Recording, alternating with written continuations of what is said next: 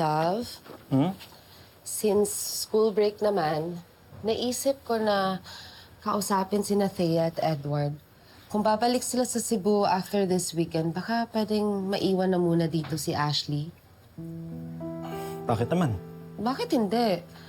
At least may kalaro si Jasmine na kaedad niya at hindi na niya kailangan tumakas. Sasaya ang mga bata. Wag na muna ngayon, love. Love, kailan pa?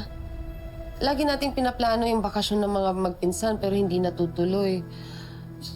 Pinsan ni Jasmine, si Ashley, love. Anak siya ng kapatid mo.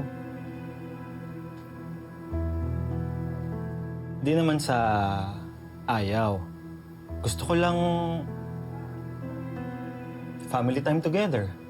Yung tayo-tayo lang. Di ba nga, napag-usapan natin, mas bibigyan na natin ng oras yung isa't isa?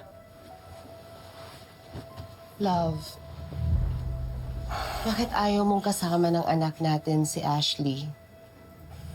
Family din naman siya. Alam mo, mas lalong sasaya ang anak natin pag magkakasama sila. And I trust Ashley with Jasmine. You know, mas magkakaroon tayo ng time together na tayo lang. Malay mo, may ibang plano si Edward sa family niya this summer. Bakit ba ayaw mo kay Ashley dito sa bahay? May issue ka ba sa kanila?